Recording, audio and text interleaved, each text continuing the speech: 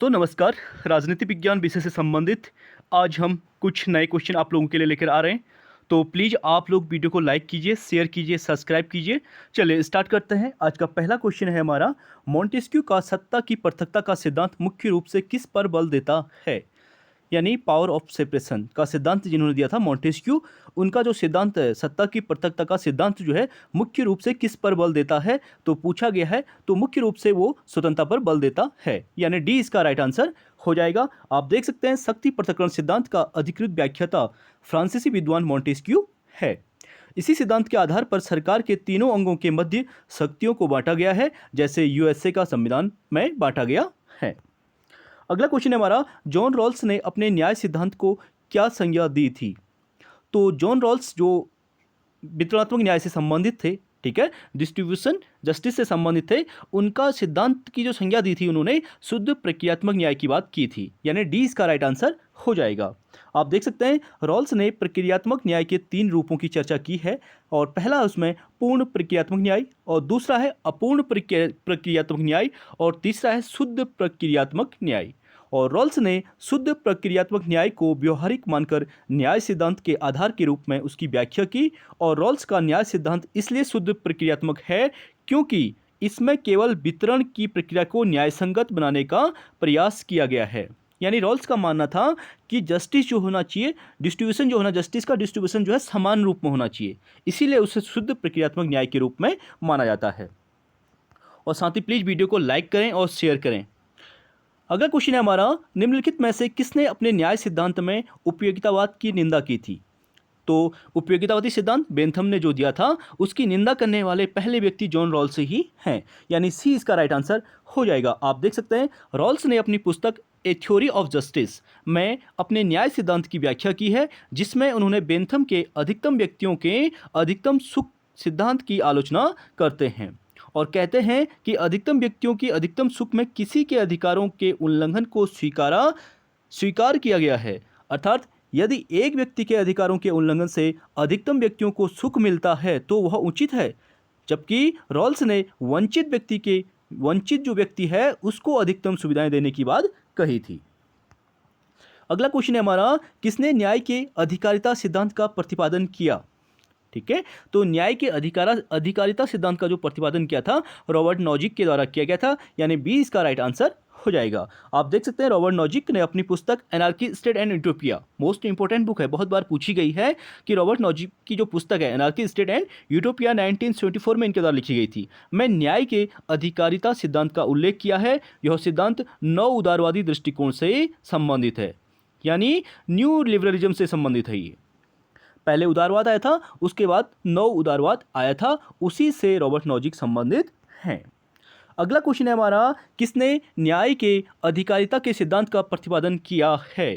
Question repeat हुआ है, most important question है, देख सकते हैं आप, एमपी असिस्टेंट प्रोफेसर में आया हुआ क्वेश्चन है, तो इसका राइट आंसर हो जाएगा रॉबर्ट नॉजिक। रॉबर्ट नॉजिक ने न्याय के अधिकारिता सिद्धांत का प्रतिपादन अपनी पुस्तक अनार्की स्टेट एंड यूटोपिया 1974 में किया है। और नॉजिक ने रॉल्स के न्याय सिद्धांत की आलोचना करते हुए, यानी रॉबर्ट नॉजिक ने रॉल्स के सिद्धांत को असंगत बताते हुए इसकी आलोचना की थी, और आलोचना करते हुए आत्मस्वामित्व के सिद्धांत के आधार पर न्याय का सिद्धांत दिया था।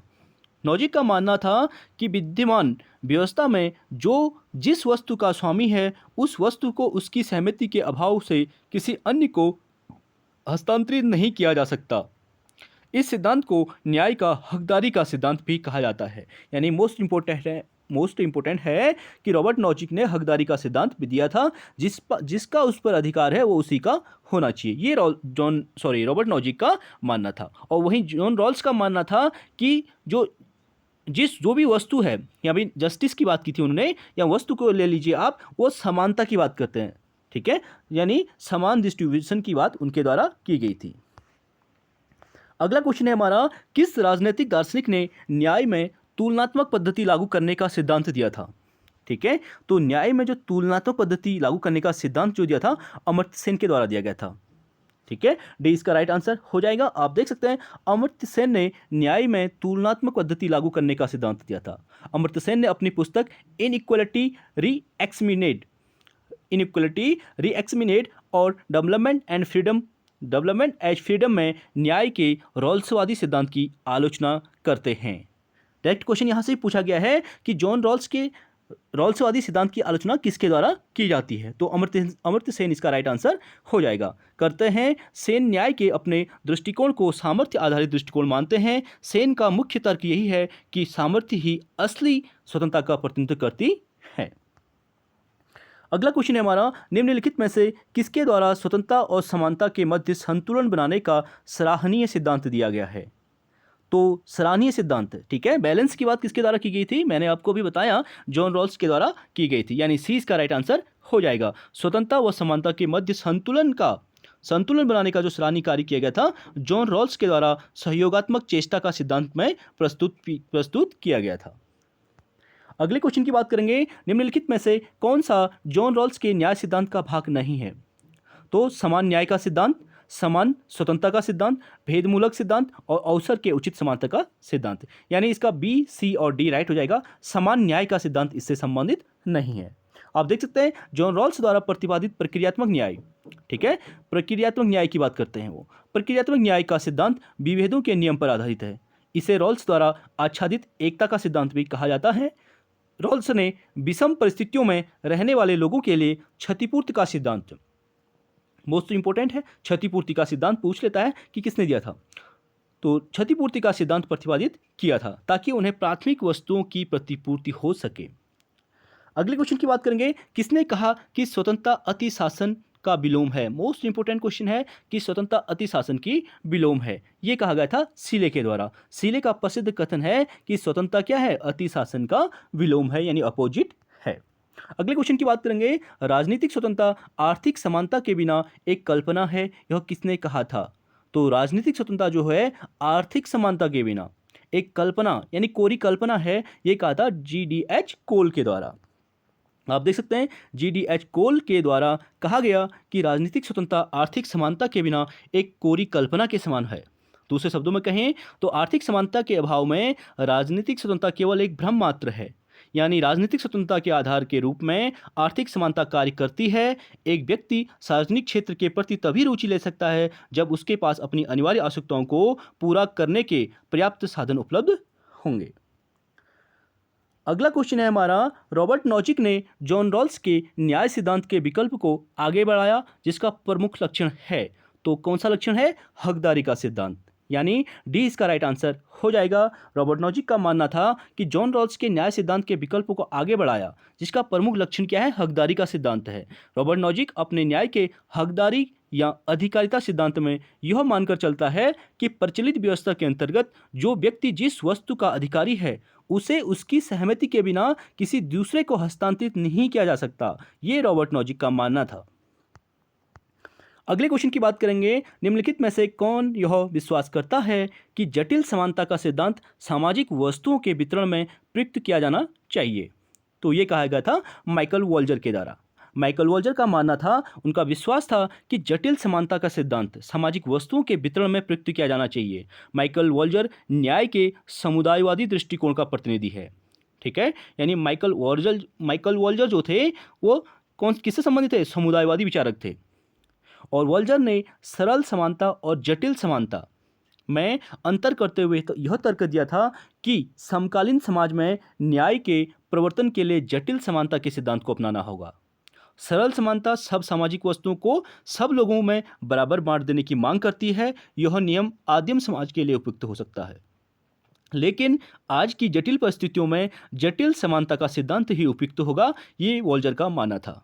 और जटिल समानता का सिद्धांत यह मानकर चलता है कि भिन्न भिन्न सामाजिक वस्तुएं सामाजिक जीवन के भिन्न भिन्न क्षेत्रों में वितरण के लिए बनी हैं और न्याय का उद्देश्य इस वितरण के तर्कसंगत आधार का पता लगाना है। अगला क्वेश्चन है हमारा, किस तरह की संप्रभुता जनता को सर्वोच्च मानती है, तो किस तरह की जन संप्रभुता, यानी बी इसका राइट आंसर हो जाएगा। आप देख सकते हैं जन संप्रभुता की बात किसके द्वारा की गई थी, जन संप्रभुता जनता को सर्वोच्च मानती है। इसे लोकप्रिय यानी पॉपुलर सोवर्निटी, पॉपुलर संप्रभुता के नाम से भी जाना जाता है। जीन जैक्स रूसो ने इस अवधारणा का प्रबल समर्थन किया था, अर्थात समर्थन क्या किया था, ये जन संप्रभुता यानी पॉपुलर संप्रभुता की बात करें, चाहे लोकप्रिय संप्रभुता की बात करें, ये जीन जैक्स रूसो के द्वारा ही दी गई थी। और उनके अनुसार प्रत्येक नागरिक संप्रभुता का स्वामी और सेवक दोनों है। प्रत्येक नागरिक, उनका मानना था कि संप्रभुता का क्या है, स्वामी भी है और सेवक भी है। इस आधार पर उन्होंने प्रत्यक्ष लोकतंत्र यानी डायरेक्ट डेमोक्रेसी का भी समर्थन किया था। ठीक है, रूसो के द्वारा प्रत्यक्ष लोकतंत्र का भी समर्थन किया गया था। अगला क्वेश्चन है हमारा, संप्रभुता का मूल शब्द क्या है? तो संप्रभुता का जो मूल शब्द क्या है, सुपरनेस, यानी ए इसका राइट आंसर हो जाएगा। यूपी पीजीटी 2016 में आया था और उससे पहले ये उत्तराखंड पीजीटी में भी आ चुका है। संप्रभुता आंग्ल पर्यायवाची शब्द सावेनिटी है। सावेनिटी शब्द लैटिन भाषा के शब्द सुपर प्लस एनएस से मिलकर बना है और जिसका अर्थ होता है सर्वोच्च शक्ति। 16वीं शताब्दी में संप्रभुता शब्द का सर्वप्रथम प्रयोग फ्रांसीसी विचारक जीन बोदा, ठीक है, यहाँ पे जिया बोदा दिया गया है, तो जीन बोदा ने पुस्तक the 6 books of the Commonwealth, most important book है जीन बोदा की, the 6 books of the Commonwealth यानी राज्य पर 6 निबंध में किया था। अगला क्वेश्चन है हमारा, राज्य की सत्ता किसके पास अंतिम आदेश जारी करने की वैधानिक शक्ति है? तो राज्य की सत्ता किसके पास है?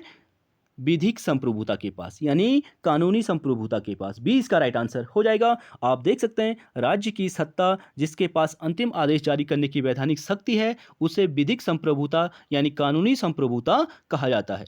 और विधिक और वास्तविक संप्रभुता का विभाजन जो है डी जूरे और डी फैक्टो में किया गया है। डी जूरे का तात्पर्य है जो संप्रभुता का प्रयोग करता है और डी फैक्टो का संबंध उससे है जिसमें संप्रभुता निहित रहती है।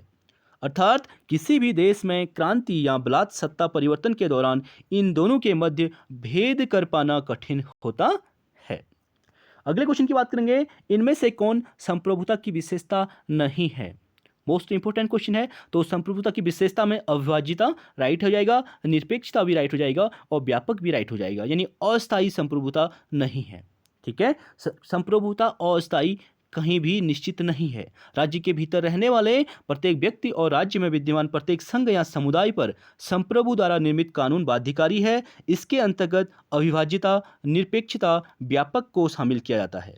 संप्रभुता के प्रमुख विशेषताएं हैं व्यापकता, निरपेक्षता, अविभाज्यता और स्थायित्व, यानी परमानेंट की बात करता है। ठीक है, यहाँ पे अस्थायी दिया गया है, अथवा अस्थायी होना संप्रभुता की विशेषता नहीं है। तो चलिए फ्रेंड्स, आज के लिए इतना ही, बाकी नेक्स्ट वीडियो में करेंगे। प्लीज़ आप लोग वीडियो को शेयर करें और साथ ही लाइक करें। चलिए, थैंक यू सो मच।